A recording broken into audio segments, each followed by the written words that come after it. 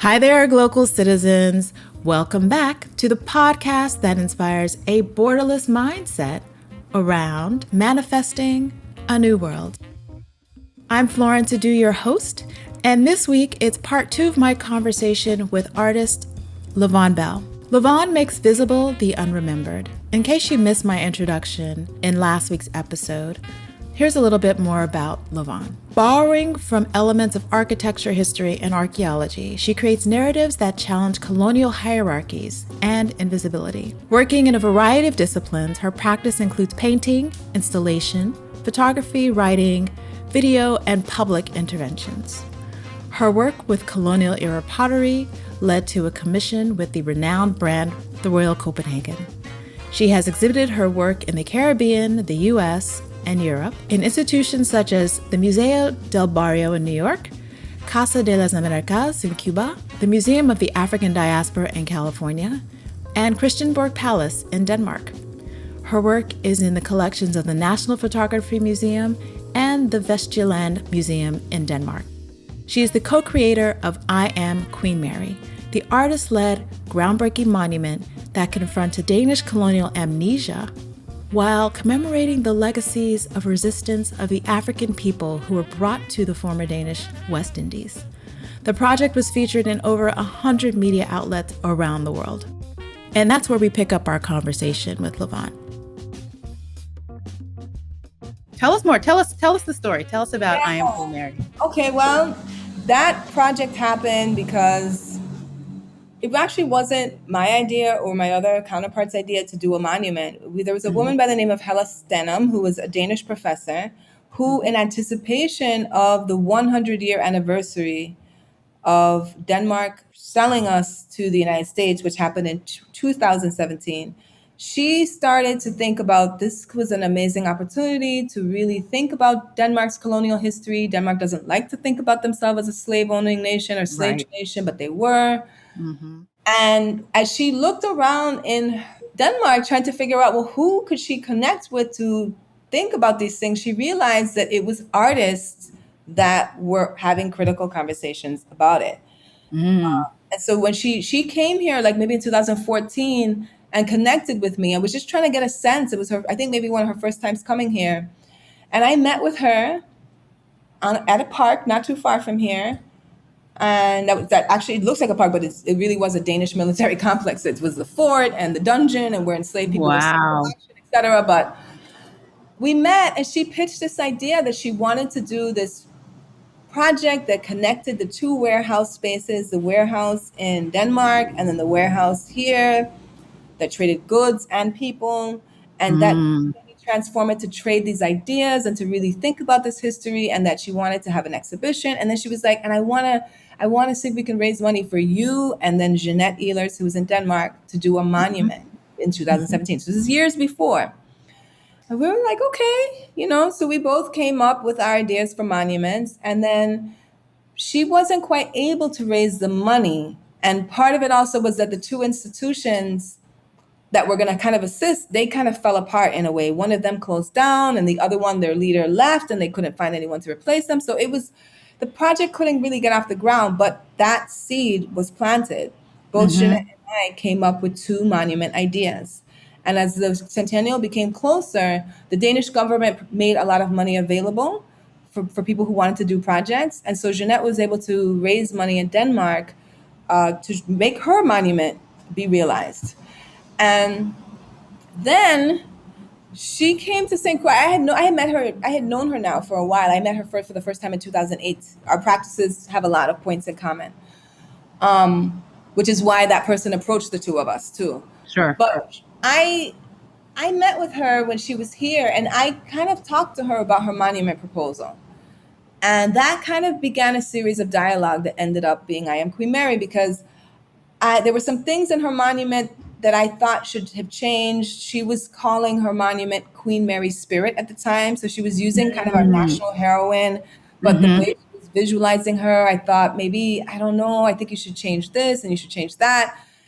And my project was really about, it was a different kind of project. It wasn't a figurative project. It was a project that was thinking about the materiality of the colonial experience, because That's what I live in. I live in the remnants of torture labor camps where you can see Yeah. sugar mills in every vista. I live in that material reality. So Yes. my project was about taking those coral stones that I had found in my studio that were in the foundations of all of these buildings. But I had found them in my studio as this, like almost like a ready-made sculpture. It was sharp, Mm. straight edges. And I remember thinking, how did these large stones end up here? And that's when that same historian who had helped me find out the history of my house, he had said, well, they would send the enslaved to go to the ocean to cut these coral stones out of the ocean, and then those would be the foundations of the buildings. But we don't really see that because the bricks that they imported from Denmark are what are on top. Wow. I thought that was such a beautiful, interesting metaphor because it was Yeah. like, this is the foundation where you could see their labor in the hand, marked Mm-hmm. onto the stone, but it's Mm-hmm. invisibilized. So I Mm-hmm. decided to create a sculpture project that was hopefully going to be a monument project where it was going to be a plinth or a series of taking the manifestation, the archive of their labor and making that the display. And so it Yeah. was like cased in these glass plinths, these Yeah. columns. Mm-hmm. So what the irony was is that Jeanette had this figurative project and I had a plinth project. So Mm-hmm. we decided to work together. She was like, Levon, I think we should work together. We should combine our two projects. And so that's what we did. But Mm-hmm. because she raised the money in Denmark, the project migrated to Denmark in a way. Okay. So Mm-hmm. it was in front of the warehouse where the goods came from the Danish West Indies. Yep. And it is a 24-foot sculpture. And it's that Mm-hmm. big because it's a counterpoint to Michelangelo's David, which is on the other side of the Mm. building. Okay. That's there because that building became like a museum to house Renaissance sculptures, actually from Greek antiquity up to the Renaissance. And so that Sure. replica was there. And so by putting this other counterpoint on the other side of the building of this 2.5-story Black woman with these coral stones that were shipped across the Atlantic, created such a strong counterpoint to that narrative. It was the first monument of a Black woman in Denmark, possibly Mm-hmm. also maybe in Scandinavia. Right. And because of that, that's part of the reason it got the worldwide attention. Okay. And it hit kind of a moment right in between what happened in North Carolina, where there was all of that horrible incident that happened, taking down the General Lee sculpture, and then Yeah. women had gotten killed and all those protests. And in between 2020, when we see people licking down sculptures during the pandemic after George Yeah. Floyd got Yeah. killed. So we were kind of that in between. We inaugurated a temporary version in Mm-hmm. 2018, and it's temporary because this is a totally artist-driven project. We, Okay. raised all the money ourselves. We raised just enough to do a temporary installation, and the government didn't give us a permanent a permission. So we put the sculpture up in anticipation that hopefully we could get enough attention around it that we could make it permanent, and that's what Yeah. happened. Nice. So we finally got the permanent permission last year, Okay. actually at the end of 2019, we got the permanent permission.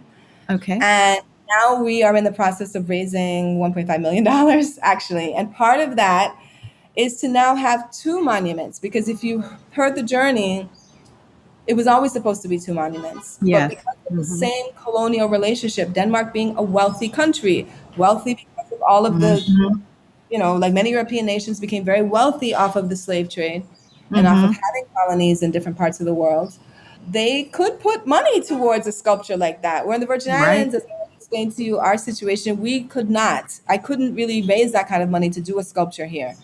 Yeah. So what we're in the process of doing right now is approaching Danish foundations to secure the Danish sculpture, but we're about to Mm-hmm. launch a Kickstarter campaign on August 27th to ensure that the Virgin Islands also gets a version. And I have to really emphasize that because I mean, as the Virgin Islander in the project, and as I told you how a significant Queen Mary is, that Yes. woman who emerges as the most popular leader that we sing this folk song about, there were people who there was a hurt. It was like, wow, how, like, it was amazing that Queen Mary was now in Copenhagen, where she was Right. imprisoned for her role in the labor revolt.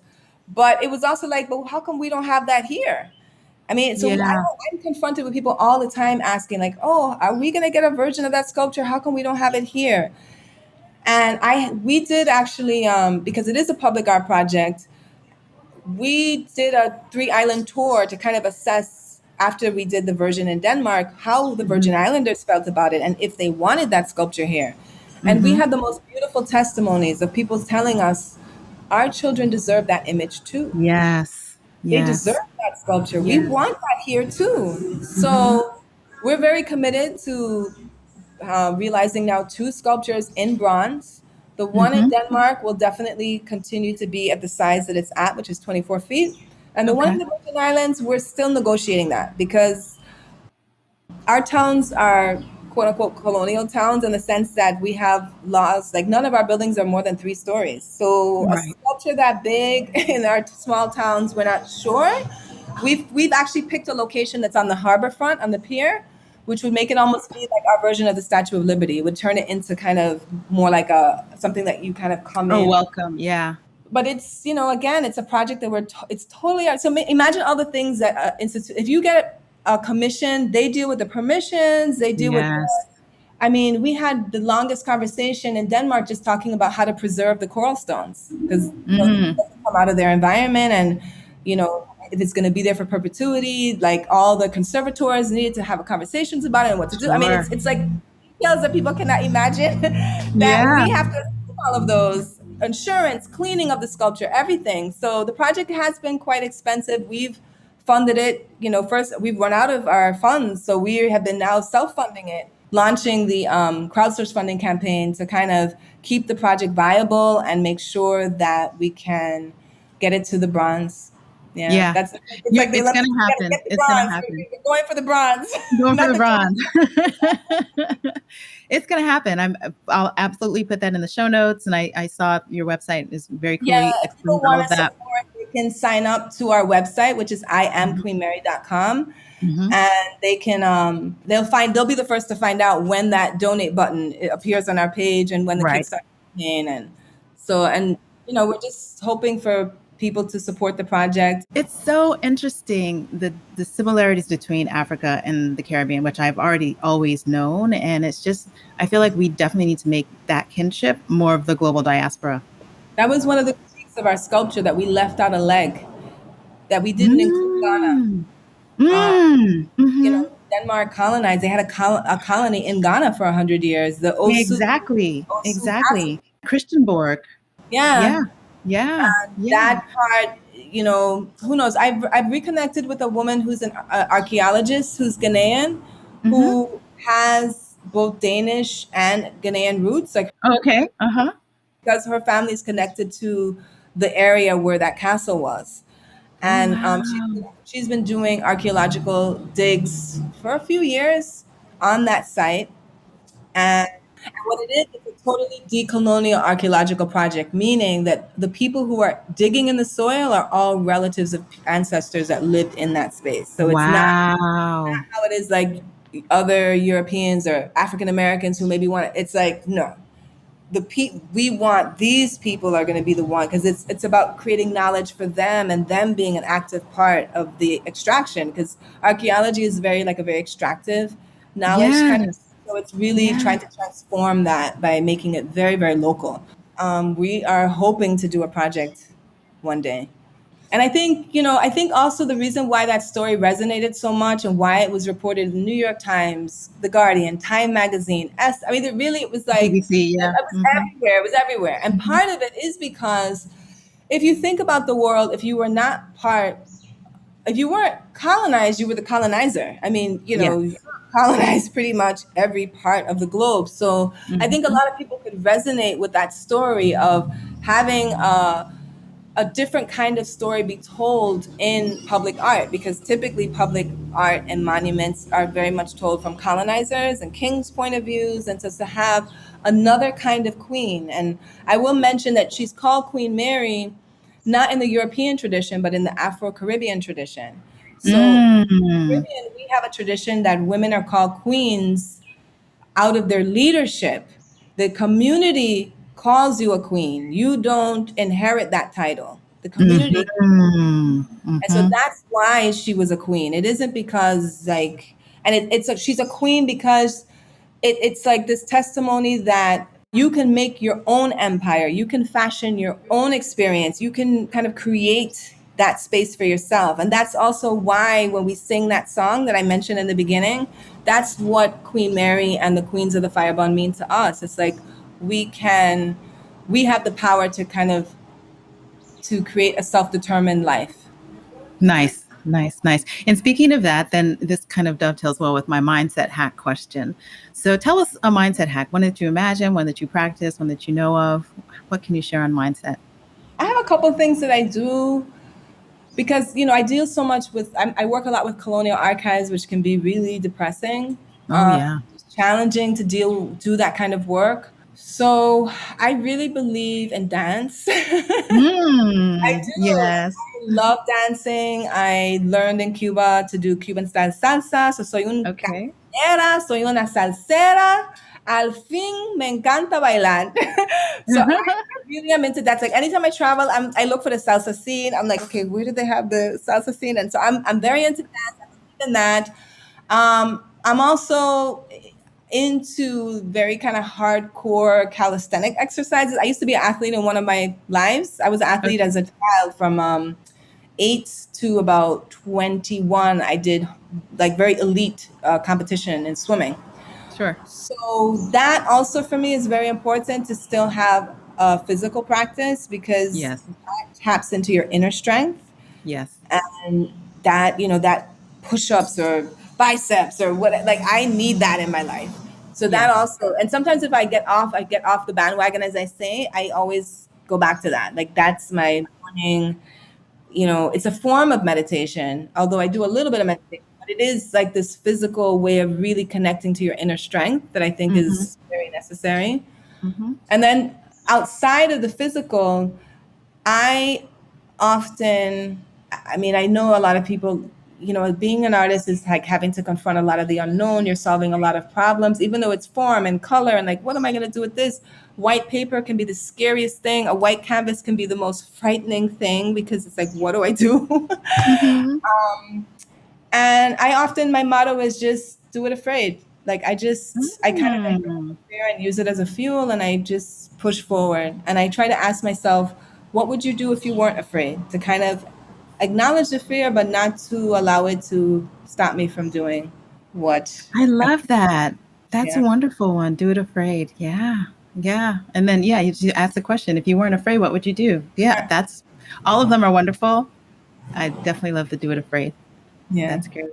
Okay. So we've learned all about your art and, the challenge that sometimes it is to fund. So, we're definitely with you on the crowdfunding and getting that done.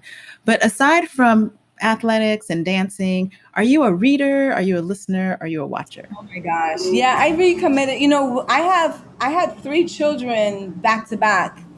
So I was breastfeeding for like 10 years.